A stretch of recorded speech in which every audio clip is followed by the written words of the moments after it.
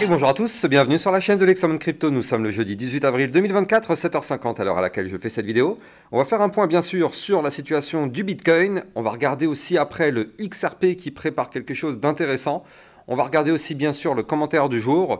Bref, sans plus attendre, on démarre cette vidéo, il y a du lourd qui arrive. Allez, on voit que du côté de la cryptomap, on est très mitigé. On a une partie dans le vert, une partie dans le rouge.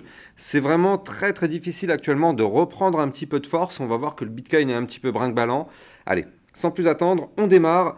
On démarre avec notre Bitcoin du jour. Mais avant ça, je rappelle à tout le monde que tout ce que je vais dire dans cette vidéo n'est en aucun cas un conseil financier. C'est à vous de faire vos propres recherches.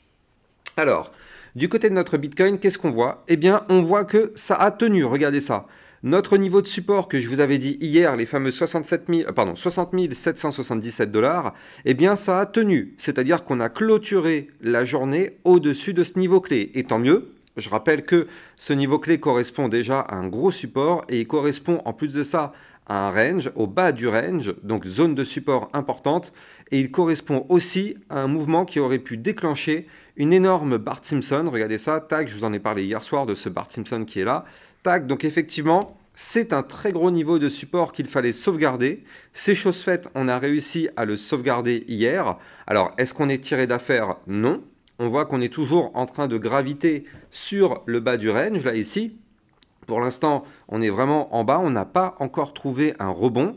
Donc là, c'est-à-dire qu'en fait, on n'a pas une figure qui nous indique qu'on pourrait avoir un retournement de tendance. Maintenant, je rappelle la règle, quand on rebondit sur le bas du range, eh bien, le but serait d'aller chercher ici, par la suite, le haut du range.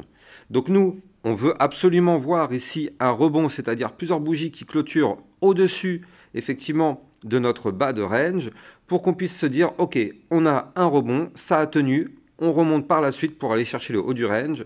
Exactement ce qui s'était passé ici, le 20 mars 2024, puis derrière, on a eu le rebond, vous le voyez, puis la remontada pour aller chercher le haut du range. Et bien là, c'est ce qui pourrait se passer. Si on a le rebond ici, on pourrait avoir une remontada pour aller chercher le haut du range qui se trouve à 71 330 $.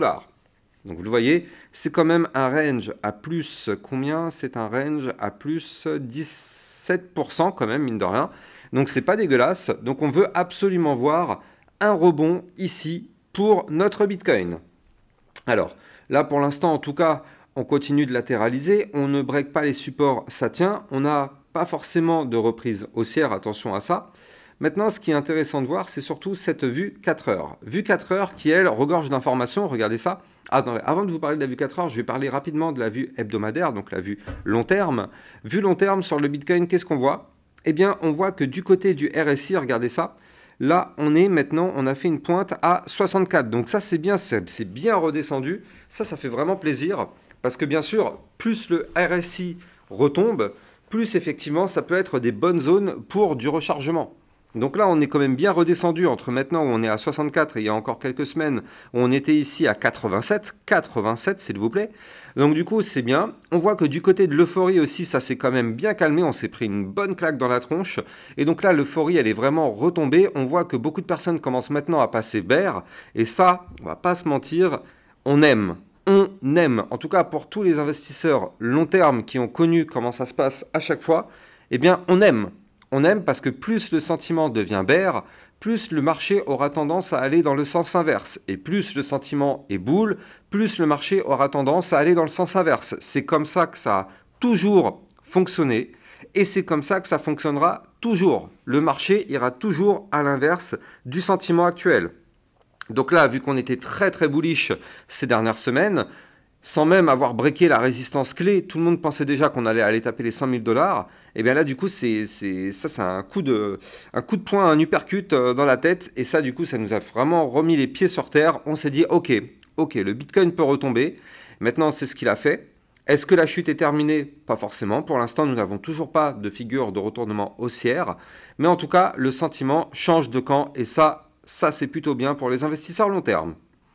En tout cas, nous, du côté de notre Bitcoin, si cette fois-ci, on passe en vue 4 heures. Alors, bien sûr, on retrouve ici notre canal descendant. Je vous avais dit, on est et on reste baissier tant qu'on restera dans ce canal. Qu'est-ce qu'on voit? On voit qu'on est toujours, malheureusement, dans ce canal. Donc, comme je vous l'ai dit tout à l'heure, on est et reste baissier. On peut rester dans ce canal pendant encore très longtemps, très longtemps. Maintenant, tant qu'on ne break pas ce canal par le haut, inutile d'espérer quoi que ce soit, on est bloqué dans une situation baissière.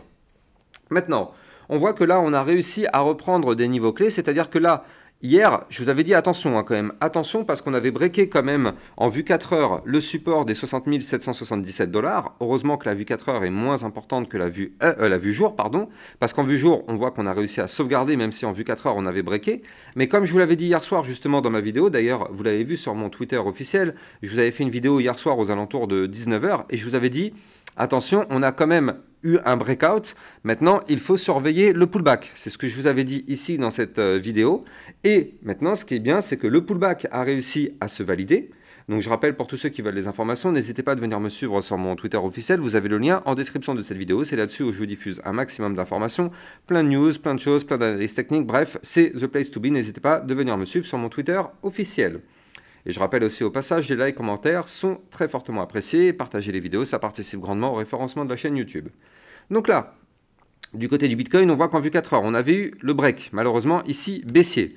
C'est-à-dire qu'on a eu la cassure par le bas et derrière, on a toujours systématiquement le pullback, qui est l'espoir. On a eu le break, on a eu la chute, on a le pullback. Qu'est-ce qui s'est passé? On le voit, le pullback, heureusement, a validé et a cassé la tendance baissière qui pouvait démarrer. Donc là, on voit que le pullback a permis de récupérer la zone de résistance des fameux 60 777. Et derrière, qu'est-ce qui se passe? On avait perdu par la même occasion cette ligne de tendance baissière qui est là. Eh bien, on l'a récupérée aussi par la même occasion. Donc, on a fait une pierre deux coups. Et donc, qu'est-ce qui se passe? Vu qu'on a récupéré cette ligne de tendance baissière, on a eu une petite poussée. Et qu'est-ce qu'on fait cette fois-ci? À chaque fois qu'on break un niveau clé, n'oubliez pas, on revient le retester. Donc là, actuellement, on est en plein dans le retest de cette ligne de tendance baissière qu'on a récupérée. Maintenant, ce qu'il faut, c'est s'établir au-dessus de cette ligne. Et si on fait ça, ça nous permettrait potentiellement de remonter pour aller chercher le haut du canal descendant, qui se trouve, quant à lui, ici aux 62 654 $. Et surtout, ce qu'on veut, c'est casser ce canal descendant par le haut pour casser la tendance baissière et aller chercher ici une résistance qui est le bas de l'ancien range au 63 418. Si on fait ça, ça nous permettrait de pouvoir remonter chercher les 64 464, puis les 64 837 avant de remonter chercher les 65 535, puis les fameux 66 956 $. Donc là, effectivement, ce serait le scénario parfait. On veut absolument sauvegarder cette ligne de tendance baissière et sauvegarder ici la zone de support des 60 777 $. On est dessus. Pour l'instant, ça tient. Combien de temps ça va tenir? On n'en sait rien. On croise vraiment les doigts. Donc voilà, je pense que du côté du Bitcoin, on est toujours chirurgical sur ma chaîne YouTube. Donc là, on a toutes les informations clés à surveiller. On en profite pour jeter un petit coup d'œil du côté du calendrier macroéconomique. Donc aujourd'hui, on est le 18, on a à 14 h 30 les inscriptions hebdo au chômage. On a l'indice manufacturier Fed de Philadelphie et la vente de logements existants. Donc tout ça, ça va tomber à 14 h 30 et à 16 h à surveiller de très très près parce qu'effectivement, tout ça, ça peut avoir des impacts sur les marchés financiers et donc par répercussion sur la crypto. Allez. Je vous en avais parlé tout à l'heure, on va jeter un coup d'œil du côté du XRP, mais avant de parler du XRP, on passe au commentaire du jour.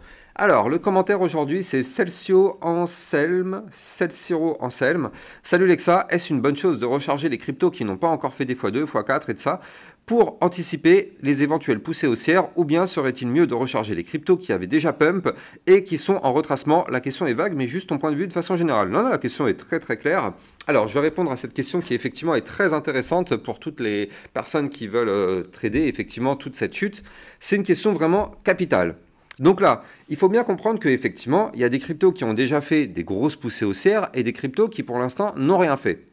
Et donc, il faut bien comprendre que normalement, c'est vrai que plus la crypto n'a rien fait, plus ça peut être intéressant de la surveiller dans le sens où, vu qu'elle n'a rien fait, elle n'a pas encore déjà pump, eh bien si elle se met à pump, elle pourrait pump de façon assez explosive. Mais il y a un piège à ça, c'est qu'il faut toujours regarder aussi quel est le projet associé derrière et bien comprendre pourquoi la crypto justement n'a pas déjà pump.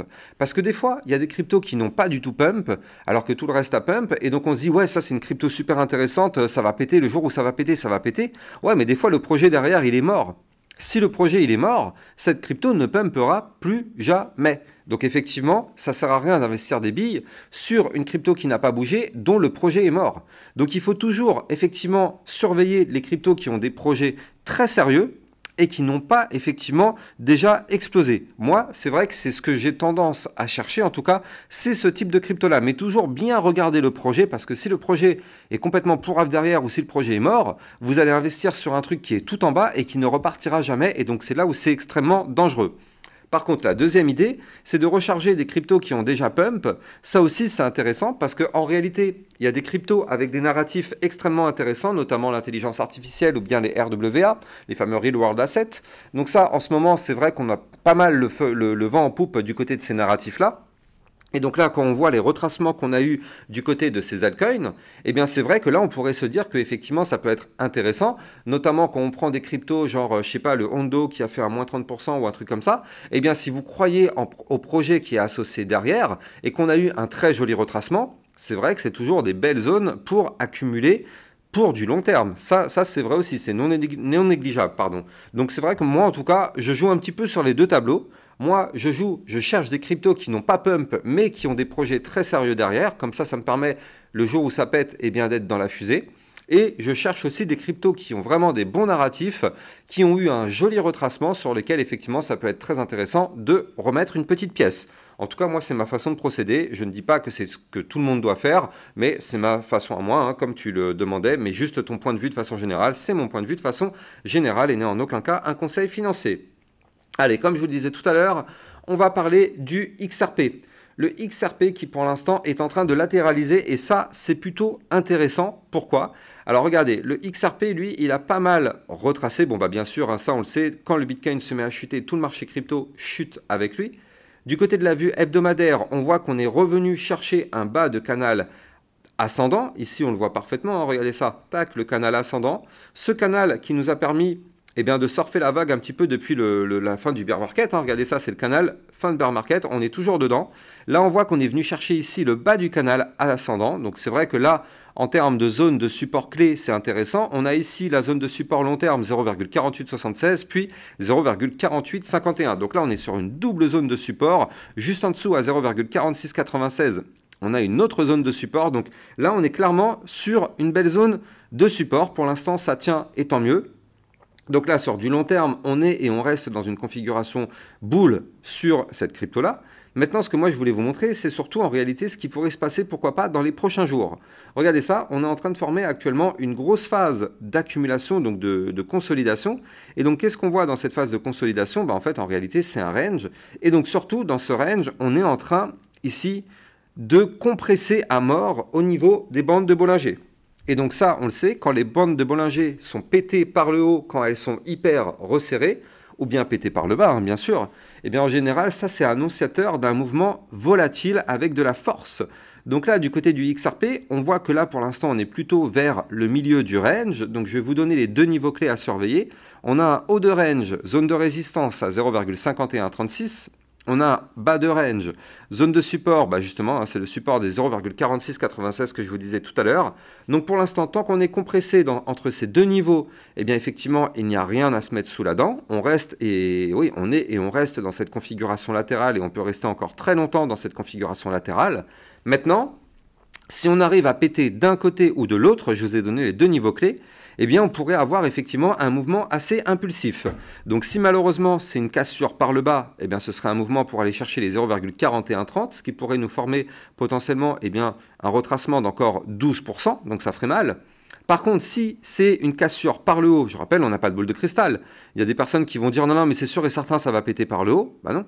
Qu'est-ce qui est sûr et certain? On n'en sait rien. On n'a pas de boule de cristal. Si là, dans 3 secondes, le Bitcoin se met à chuter, le XRP va chuter avec le Bitcoin. Comment on peut savoir ça? On ne peut pas anticiper. On peut anticiper des mouvements, mais on ne peut pas savoir si vraiment ça va se réaliser. On n'a pas de boule de cristal. Bref, là, du coup, si jamais on arrive à péter par le haut, ce serait pour aller chercher la résistance des 0,5326, puis résistance à 0,5470, puis les 0,5578, voire même les 0,5856, qui pourraient nous former potentiellement un plus 14% dans les prochains jours du côté du XRP, à l'unique condition de breaker ce range par le haut et que le Bitcoin ne s'effondre pas. Ce sont les deux seules conditions uniques à valider pour pouvoir breaker tout ça. Si malheureusement ces deux conditions ne se matérialisent pas, il n'y aura strictement aucun pump du côté de cette crypto.